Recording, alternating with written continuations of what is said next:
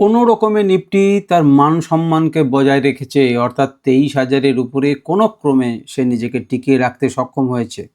আমরা যে দিনের জন্য নিফটির অ্যানালিসিস করব সেটি আবার শয়তানের দিন। অনেকেই বলে যে 3/23 নাকি শয়তানের দিন। তো 23শে মার্চ 2026-এর জন্য আমরা নিফটি অ্যানালিসিস করব।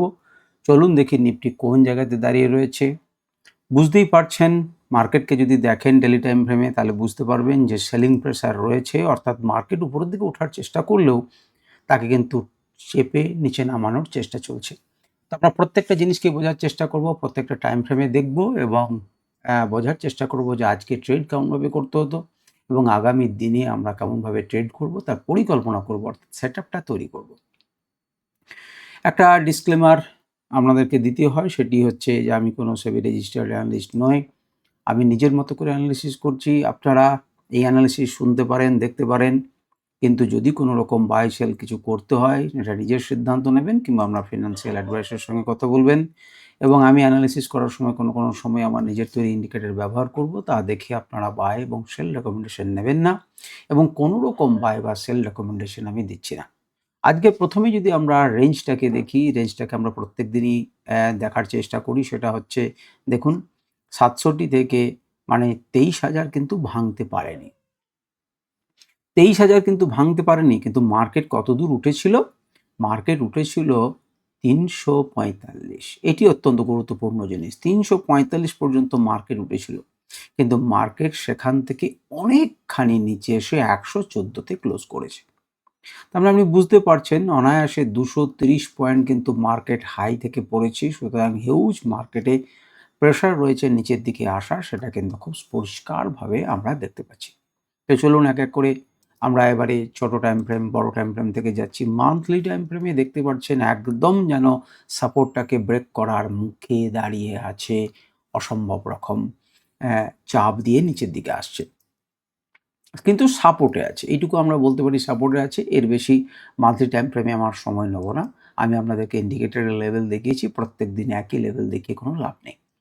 উইকলি ক্যান্ডেলে যদি দেখেন তাহলে দেখতেই পাচ্ছেন যে প্রেশারটা যথেষ্ট, মার্কেট উপরের দিকে ওঠার চেষ্টা করেছিল। সে ক্লোজ করলো কোন জায়গাতে? না, আগের অর্থাৎ প্রিভিয়াস উইকের যে ক্লোজ হয়েছিল তারও নিচে। প্রিভিয়াস উইকের ক্লোজ হয়েছিল এটি, অর্থাৎ এটি ছিল প্রিভিয়াস উইক ক্লোজ, তারও নিচে কিন্তু সে ক্লোজ করলো।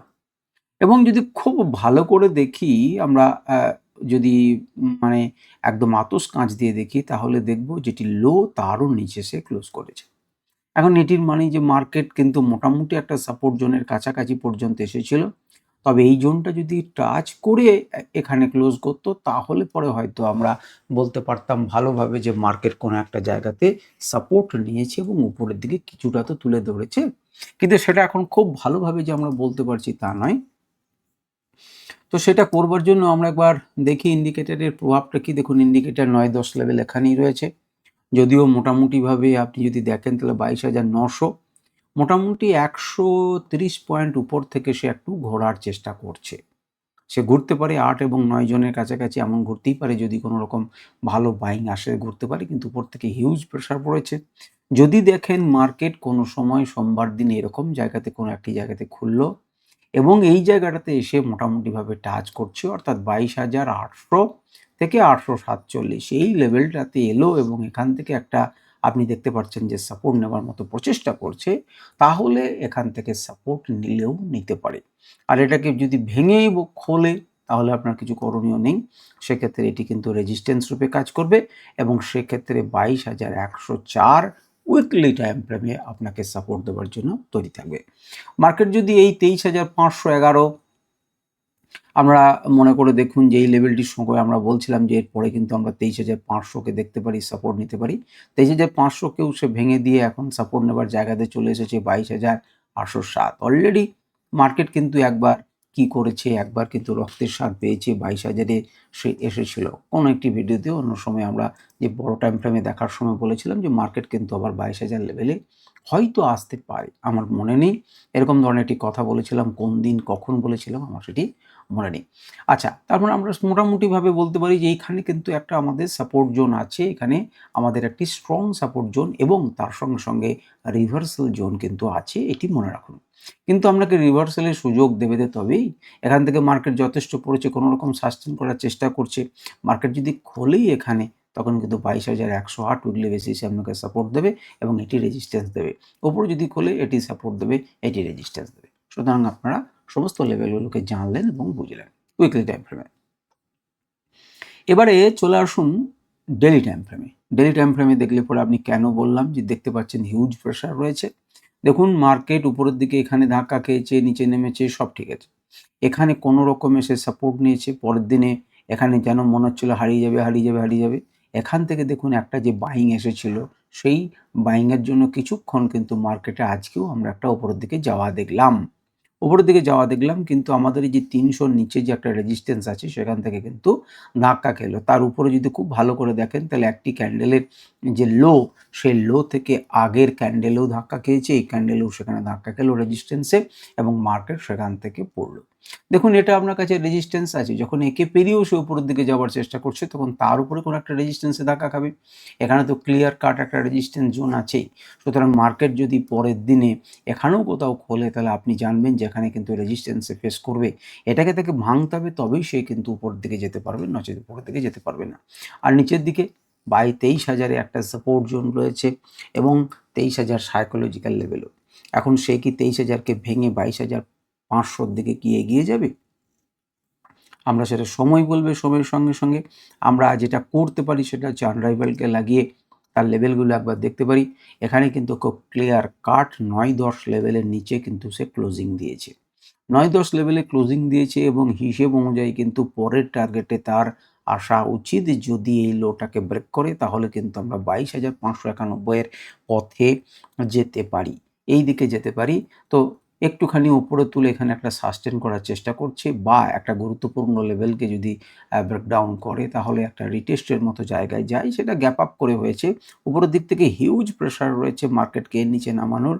যদি লাইভ মার্কেটের সুযোগ দিতে না চায় তাহলে হয়তো খুলবে এর নিচে এবং সেক্ষেত্রে একটুখানি উঠে ধাক্কা খেয়ে সে কিন্তু নিচের দিকে আসতে পারে, একদম দুমদুম করে পড়তে পারে। একেও পাত্তা নেই দিয়ে এখানে খুলতে পারে, কিন্তু আপনারা লেভেলগুলো নিজেদেরকে নোট করে রাখুন। সেই অনুযায়ী আপনারা সাপোর্ট রেজিস্ট্যান্স আঁকবেন এবং আপনারা কাজ করবেন। আমরা যদি এর সঙ্গে প্রাইস অ্যাকশনকে মেশাই তাহলে দেখতে পাচ্ছেন এই কাছাকাছি আমি তো ৬০০ তে একটা লেভেল ইন্ডিকেটর দিয়েছি, ৫০০ তে সাইকোলজিক্যাল লেভেল আছে। তার মানে মেন কথা হচ্ছে ২২,৫০০ থেকে ২২,৬০০ কিন্তু একটা ভালো সাপোর্ট জোন আসে।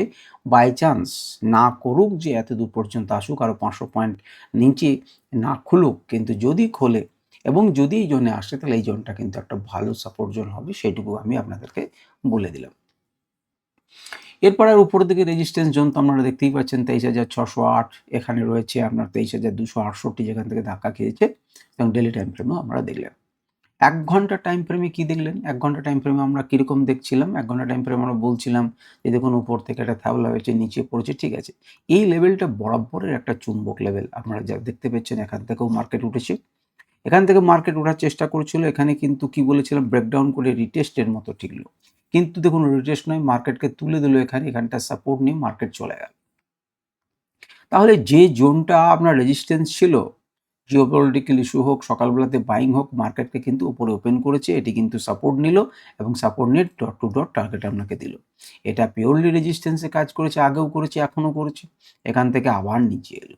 সুতরাং আপনি যদি ১ ঘন্টা টাইম ফ্রেমে নিশ্চিন্তে ট্রেড করতে চাইতেন তাহলে কিন্তু বাইং এবং সেলিং অর্থাৎ মার্কেটের উপরে যাওয়া এবং নিচে যাওয়া আপনি দুটোকে এনজয় করতে পারতেন কেবল আর কেবলমাত্র যদি এই লেভেলটিকে আপনার চার্টে লাগিয়ে রাখতেন।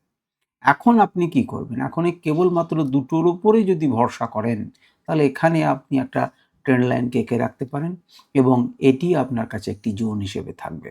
মার্কেট যদি খুব ভালো হয়, খুব ভদ্র হয়, তাহলে মার্কেট কোথাও না কোথাও এই রেঞ্জে যদি মাঝে খোলে, তাহলে ১ম এইটুকুর মধ্যে সে কি করবে? এইটুকুর মধ্যে ঘোরাঘুরি করতে পারে। একে ভেঙে উপরে যাওয়ার পর রিটেস্ট করার পর যদি যেতে চায়, নিচে ভেঙে রিটেস্ট করে নিচে আসতে পারে, আপনি করবেন। কিন্তু যদি মাঝখানে ঘুরতে, ঘুরতে কোথাও ভাঙে, তাহলে জানবেন যে এটি হচ্ছে আপনার সাপোর্ট জোন। সেক্ষেত্রে এই পর্যন্ত কিন্তু আপনি টার্গেট নেবেন হতে পারে মার্কেট এটাকেও ভাঙতে পারে, তখন তারপরে টার্গেট নেবেন এই জোনটাতে, কারণ এখানে একটা বাইং কিন্তু এসেছে। তো এই হচ্ছে ১ ঘন্টা টাইম ফ্রেম। আর উপরের দিকে গেলে পরে এই জায়গাটাতে অবশ্যই একটা ব্লু লাইনে থামবে। কেন থামবে আপনি দেখতে পাচ্ছেন এর আগেও থেমেছে। এর আগেও এর নিচে খুলে উপরে খোলেনি, এখানে একটা সাপোর্ট জোন আপনাকে দেওয়ার চেষ্টা করেছে, অর্থাৎ লেভেল একটি আছে। সুতরাং মার্কেট যদি উপরের দিকে আসতেও চায় এখানেও যে একটা সে ধাক্কা খাবে এ আর নতুন কথা কি। সুতরাং আমরা ১ ঘন্টা টাইম ফ্রেমে এমন করতে পারেন। আর ১ ঘন্টা টাইম ফ্রেমে যদি আপনি বলেন যে একবার দেখি ইন্ডিকেটরের লেভেলগুলো, তাহলে দেখুন যে বাই লেভেলটা ছিল সেই বাই লেভেলের কোনো পরিবর্তন ঘটেনি। আপনারা যদি দেখে থাকেন তাহলে ২-৩ দিন থেকে আমরা একই বাই লেভেল দিচ্ছি, এটার উপরে কোনো পরিবর্তন ঘটেনি। লং কার উপরে করতে হবে ২৩,১৬৪। ২৩,১৬৪-র উপরে যাওয়ার পরে লং করার পরে টার্গেট 2 1 এবং 2 থেকে দেখুন সে ধাক্কা খেয়ে ফেরত পড়েছে, টার্গেট 1 2 টাচ করেছে। ওপরের দিকে কালো ক্লাউড আছে, সেই দুটি মিলিয়ে যখন একটি জায়গাতে দাঁড়িয়েছে তখন এটি অবশ্যই রেজিস্ট্যান্স হিসেবে কাজ করেছে এবং তারপর মার্কেট সেখান থেকে ধাক্কা খেয়ে আমাদের যে বাইং জোন তার নিচে কিন্তু নেমে গেছে। যদি খুব ভালো করে দেখি, যদিও এটা ১ ঘন্টা, এটা ১৫ মিনিটের ক্যান্ডেল, যদি আমরা দেখি তাহলে দেখব যে এই একটি লেভেল এবং এখানে এই দুজন মিলে এখন একটি শক্তিশালী রেজিস্ট্যান্স জোন তৈরি করেছে আজকের দিনের জন্য। যদি মার্কেটের নিচে খোলে এবং শর্টের নিচে যায় তাহলে কিন্তু আমরা নিচের দিকে দেখতে পাবো। তবে এই লেভেল কিন্তু পরিবর্তন হতে পারে যে কোনো সময়, মার্কেটের সিচুয়েশন অনুযায়ী মার্কেট কিন্তু এর রং বদলে দেবে এবং তার হিসেব হবে। শর্ট সিগন্যাল আগেই জেনারেট হয়েছিল, সেই অনুযায়ী টার্গেট 2 কে টাচ করিয়ে সে আবার উপরের দিকে যাওয়ার চেষ্টা করেছে, কিন্তু রেজিস্ট্যান্সের দোরগোড়া থেকে ধাক্কা খেয়ে শর্ট লেভেলের মধ্যেই কিন্তু মার্কেট আছে। আপনি লেভেল দেখবেন, লেভেল টু লেভেল হচ্ছে আপনার কাজ, এর বাইরে আপনি কিছু ভাবনা চিন্তা করবেন না। একটা বড় রেঞ্জের মধ্যে মার্কেট মাঝখানে দাঁড়িয়ে রয়েছে। সুতরাং যদি মার্কেটকে লাইভ মার্কেটে এই রেঞ্জটার বাইরে বেরোতে দেখেন, এখানে খুললো, এখান থেকে সাপোর্ট নিয়ে এটাকে ভাঙছে, তাহলে জানবেন যে এইরকম জায়গাতে কিন্তু একটা শক্তিশালী কি রয়েছে, রেজিস্ট্যান্স রয়েছে। ট্রেন্ড লাইনের মতো এবং আমাদের ফিক্সড জোন, ডায়নামিক রেজিস্ট্যান্স এবং স্ট্যাটিক রেজিস্ট্যান্স দুটো মিলিয়ে এখানে একটি শক্তিশালী রেজিস্ট্যান্স তৈরি করবে। আর নিচের দিকে কিন্তু সে নামার জন্য বিলকুল ফাঁকা জায়গা রয়েছে একটি থেকে আরেকটি, এখানে কোনো ট্রেন্ড লাইন, এই জায়গাটা আপনাকে একটা সাপোর্ট দেবে। কিন্তু এই জায়গাটা যদি ভেঙে যায় তাহলে কিন্তু আপনি অনেক পরে নিচের দিকে জোন পাচ্ছেন। এই গেল ১ ঘন্টা টাইম ফ্রেমে। এবারে চলে আসুন আমরা একটু ১৫ মিনিটে দেখি। যারা আমরা অপশন ট্রেডিং এর দিকে ঝুঁকি বা বিভিন্ন রকম করি তারা ১৫ মিনিটে দেখি। আমরা কেমন ধরনের একটা অ্যানালিসিস করেছিলাম। আমরা বলেছিলাম যে এই লাইনগুলোকে জুড়ে দিয়ে আপনি কি করবেন, একটা ট্রেন্ড লাইন আঁকতে পারেন। যদি এঁকে রাখি এর উপরে যদি যায় তাহলে উপরের দিকে মার্কেট সেই জায়গা থেকেই কিন্তু ট্রেন্ড লাইনকে যখন ভাঙছে এবং সাপোর্ট নিচ্ছে, আমরা প্রথমেই বাই করা উচিত ছিল এই টার্গেটকে রেখে। কারণ দেখুন এখানে কিন্তু একটা টার্গেট আমার রয়েছে। এই টার্গেট পর্যন্ত রেখে আমি কিন্তু করব। আমি তো জানগুরু নয় যে মার্কেট আরো ভেঙে যাবে। খুব ভালো কথা, গেল রিটেস্ট করলো, আমি আবার কিনলাম, আমার টার্গেট নেক্সট টার্গেট। এখানে কিন্তু রেজিস্ট্যান্স আছে, আমি আবার এখানে মার্কেটকে সেল করলাম, নিচে এলো। আমি এতদূর পর্যন্ত আমি জানি না সে নিচে আসবে। এটাকে ক্লোজ করলো, আমি নিচে এলাম। নিচে আসার পরে এটা কি জায়গা, আবার সেই বাইং জোন সাপোর্ট এরিয়া, এবং সাপোর্ট এরিয়ার থেকে আমি আবার কিনতে পারি গেলাম। এখানে দেখুন আমি কিন্তু একটু ঠকে যাব যদি এর উপরে ক্লোজ হয় আর আমি যেতে যাই। যদি ভালো করে লক্ষ্য করেন তাহলে দেখবেন যে উপরে আমাদের কিন্তু রেজিস্ট্যান্স আছে এবং আপনি যদি এখানে ট্রেড নিয়ে ফেলেন এবং অপেক্ষা করেন যে এই পর্যন্ত, সেক্ষেত্রে আপনাকে স্টপ লস নিতে হবে। সেক্ষেত্রে কিছু করণীয় নেই। সলিডভাবে ব্রেকডাউন হলো এবং রিটেস্ট হলো এবং তারপর মার্কেট কিন্তু আবার পড়লো। সুতরাং এই জায়গাটাতে এই লেভেলকে যদি মেইনটেইন করেন এবং আপনি যদি যে ধাক্কাটা আছে সেই ধাক্কাটাকে আইডেন্টিফাই না করতে পারেন, আমি জানি না আপনি কোন ধরনের ট্রেডার বা কিরকম ধরনের আপনার সাপোর্ট রেজিস্ট্যান্স সম্পর্কে নলেজ, তো সেটা যদি না করে থাকতে পারেন তাহলে আলাদা কথা। আর আপনি যদি পরিষ্কারভাবে বুঝতে পারেন যে এখানে একটি জোন আছে, তাকিয়ে দেখুন কেমনভাবে আমি আঁকলাম। এখানে একটি আমি ধাক্কা খেয়েছি, আবার উপরে আসার সময় এখান থেকে সাপোর্ট নিয়েছে, তাহলে এটি গুরুত্বপূর্ণ লেভেল। একে ভেঙেছে আর রিটেস্ট করেছে এবং নিচে এসেছে। সুতরাং লাইভ মার্কেটে যদি আপনি আইডেন্টিফাই করতে পারেন যে এই হচ্ছে সেই একটি লেভেল, যে মাঝখানে একটা ইন্টারমিডিয়েটস লেভেল তৈরি করেছে, উপরের দিকে গেলে পরে বলা যায় না আমাকে চকমা দেবার জন্য এখানে ধাক্কা খেতে পারে, এবং এক্স্যাক্টলি সেখানে ধাক্কা খেয়েছে। কিন্তু যদি আপনি আইডেন্টিফাই না করতে পারেন, আইডেন্টিফাই না করতে পারলে পরে আপনাকে কি করতে হবে? আপনাকে স্টপ লস নিতে হবে। স্টপ লস নেবেন এবং যদি আইডেন্টিফাই করতে পারেন তাহলে পারফেক্টলি আপনি সেল করতে পারবেন এবং মার্কেট যখন ২য় বার ব্রেকডাউন করলো, রিটেস্ট করলো এবং তারপর মার্কেট নামলো, আপনি এটাকে উপভোগ করতে পারবেন। সুতরাং ১ ঘন্টার টাইম ফ্রেমেও কিন্তু আমরা ১৫ মিনিট টাইম ফ্রেমেও কিন্তু ইজিলি আমরা ট্রেড করতে পারি। আমরা কেবলমাত্র প্রাইস অ্যাকশনের সাপেক্ষে, আমি এখানে কোনো রকম ইন্ডিকেটরকে আপনাদেরকে দেখাচ্ছি না। আপনারা ১৫ মিনিটেও কিভাবে করবেন, এখানে একটা ট্রেড লাইনকে এঁকে রাখুন। এখানে একটা ট্রেড লাইন এঁকে রাখুন। হয়তো এই যে উপরের ট্রেড লাইন সেটা আপনাকে সুযোগই দিল না, মার্কেট নিচে খুললো। নিচে যদি খোলে তাহলে উপর দিকে যাওয়ার সময় ট্রেড লাইন থেকে কিন্তু আপনি কি করবেন, মার্কেটকে সেল করবেন। Number 1, number 2, number 3। এবারে সে যদি আস্তে আস্তে এটা যেদিন সেল করলেন, এবার যদি দেখেন যে মার্কেট এটাকে ভেঙে উপরের দিকে উঠছে, তাহলে আপনি স্টপ লস নেবেন বা এখানে রেজিস্ট্যান্স আছে, রেজিস্ট্যান্সে সেল করবেন। আর যদি অনেক নিচে থেকে আসে, এখান থেকে ধাক্কা খেয়ে আসবে, সুতরাং আপনি এখানে ট্রেড লাইন একটা পাচ্ছেন। সেই ট্রেড লাইনটা রেজিস্ট্যান্স হিসেবে কাজ করবে না সাপোর্ট হিসেবে কাজ করবে, সেটা তো মার্কেট ঠিক করবে। প্রাইস ঠিক করবে যে প্রাইস কোনখানে রয়েছে, তার উপর নির্ভর করবে। আমরা যদি 5 মিনিটের টাইম ফ্রেমে দেখি, তাহলে 5 মিনিটের টাইম ফ্রেমে কি দেখলাম, যে গল্পটা জার্নি শুরু হয়েছিল সেই গল্পটা এক্স্যাক্টলি রেজিস্ট্যান্সের জায়গাতেই খুললো এবং খুলে হুড় করে উপরের দিকে চলে গিয়ে উপরের দিকে গেল। এখানে একটা ডবল টপ তৈরি করলো, মার্কেট পড়লো। মার্কেট ব্রেকডাউন করার পরে দেখুন রিটেস্ট এই এরিয়াটাকে আর ভাঙতে পারছে না। কোনো রকম কষ্ট করে মার্কেটটাকে ভাঙার পর মার্কেট আবার উপরের দিকে যাওয়ার চেষ্টা করলো, একবার সাপোর্ট নিল এবং উপর দিকে গেল। কিন্তু এখানে রেজিস্ট্যান্স পাচ্ছে একটি লেভেল থেকে আরেকটি লেভেল। আপনার কাজ কেবল একটি লেভেল থেকে আরেকটি লেভেল। আপনি দেখুন কি সুন্দরভাবে একটা লেভেল থেকে আরেকটা লেভেল বারে আপনাকে টার্গেট দিয়েছে এবং কি সুন্দর আপনাকে লোভানোর জন্য একটি ডব্লু প্যাটার্নও তৈরি হয়েছে। যাহা ডব্লু প্যাটার্ন তৈরি হয়েছে, এবার তো আকাশে উঠবে। উঠতেও পারে, নাও পারে। বিটিএসটি করবেন না, বাই টুডে সেল টুমরো করবেন না, যতক্ষণ পর্যন্ত না আপনি একটি বিগ প্রফিটেবল ট্রেডারে পরিণত হয়েছেন। ততক্ষণ পর্যন্ত আপনি করবেন না যতক্ষণ না আপনি বিপিটি হয়েছেন। বড় প্রফিটেবল ট্রেডার রয়েছেন, আপনি 1 বছর, 2 বছর, 3 বছর, 4 বছর প্রফিটেবল ট্রেড করে আপনি প্রচুর পয়সা করেছেন, তবে তার কিছুটা অংশ আপনি একটা বড় রিস্ক নিতে পারবেন। নিজের মেন ক্যাপিটাল থেকে বড় রিস্ক নিতে যাবেন না, ছোট রিস্ক নিন, তাহলে বেঁচে থাকবেন। এই দুটো পয়েন্টকে যোগ করে একটা ট্রেন্ড লাইনকে আঁকিয়ে রাখুন। এই দুটো পয়েন্টকে যোগ করে যেমন ছোট টাইম ফ্রেমে দেখেছি তেমনি এই টাইম ফ্রেমেও এঁকে রাখুন এবং সেই অনুযায়ী আপনারা ট্রেড করার চেষ্টা করুন। আমরা যদি আত্মা ইন্ডিকেটরকে দেখি, তাহলে দেখব যে এইভাবে কিন্তু আমরা একটা ট্রেড লাইনকে এঁকে রাখতে পারি। আমরা পরিষ্কারভাবে দেখতে পারি যেখানে কিন্তু একটা জোন হচ্ছে, যেটি আপনাদেরকে বললাম, যদি মার্কেট এই জায়গাতে আসে তাহলে আমরা সেল করব, কারণ এটা রেজিস্ট্যান্স লেভেল। যদি কেউ ভেঙে উপরে যায় এবং এখানে রিটেস্ট করে উপরের দিকে যেতে চাই, তখন এক একটি লেভেলকে ধরে আমরা উপরের দিকে ভাবনা চিন্তা করব। আর নিচের দিকে যদি ভাঙতে যাই, তো ভাঙতে যাবে, সেক্ষেত্রে আমি আর কি করে নেবো, আমি মেনে নেবো সমস্ত কিছু। তো এই হচ্ছে মোটামুটিভাবে আপনার অ্যানালিসিস এবং আমরা এইভাবে সিদ্ধান্ত নিতে পারি। তো নিফটির অ্যানালিসিস আপনারা চার্টে বড় টাইম ফ্রেম থেকে ছোট টাইম ফ্রেমে করুন এবং চেষ্টা করুন যে কেমনভাবে ট্রেড নেওয়া যেতে পারে, তার গুরুত্বপূর্ণ লেভেলগুলোকে এঁকে রাখুন। প্রয়োজন হলে পিছনের ডেটগুলোতে ভালো করে এঁকে রাখুন। প্রয়োজন হলে 5টা, 10টা, 20টা, 50টা স্টকে এঁকে রাখুন এবং দেখুন যে আপনি যা ভাবিয়েছিলেন তা ঘটছে কি ঘটছে না।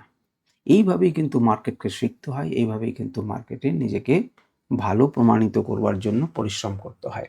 অ্যানালিসিস করে রাখুন, হয়তো সব স্টকে আপনি ট্রেড নিচ্ছেন না, কিন্তু দিনের শেষে দেখবেন যে সেই জায়গাগুলোতে কেমনভাবে আপনি কি ভেবেছিলেন আর মার্কেট কি ভাবলো।